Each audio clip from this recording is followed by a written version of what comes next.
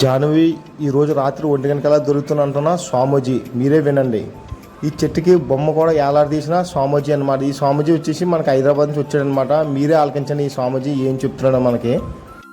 ఎలాంటి పిక్ అంటే అనుభవం ఉన్న వాళ్ళకి తెలుస్తుంది, అనుభవం లేని వాళ్ళకి తెలియదు. ఇది జ్ఞానం అంటే ఏమి, జ్ఞానం అంటే తెలుసుకునేది ఏమి, మనం గట్టి దానికి తెలుస్తుంది.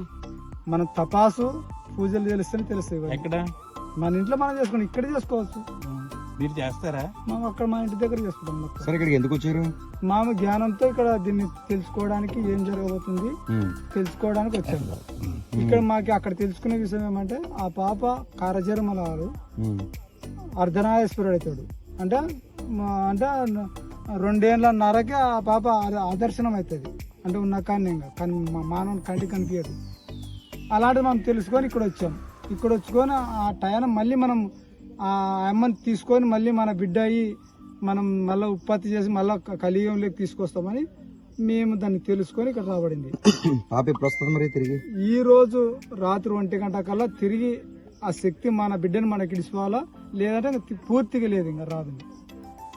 మీ పేరేం పేరు? నా పేరు తిమ్మప్ప. ఏ ఊరు నుంచి వచ్చినారు? మాందొడ్డి, అల్లంపూర్ తాలూకా, గద్వాల జిల్లా. గద్వాల నుంచి ఇక్కడికి పాప ఆచూకి చెప్పడానికి వచ్చారా? తల్లిదండ్రులకి చెప్పడానికి వచ్చారా? ఎవరు చెప్పడానికి వచ్చారు? నేను తెలుసుకోవడానికి ఆ పాప ఏమైందని వచ్చాను. ఓకే, ఏ విధంగా మీ పాప వస్తుందని చెప్పగలుగుతున్నారు? మేము జ్ఞానం నుంటే తెలుసుకొని చెప్పబడతాను. అక్కడే సరే జ్ఞానం, ఇక్కడ కూర్చుని మీరు ఏమైనా తెలుసుకొని మేము కొన్ని విషయాలు మళ్ళీ ఇక్కడ వచ్చి మేము దీనికి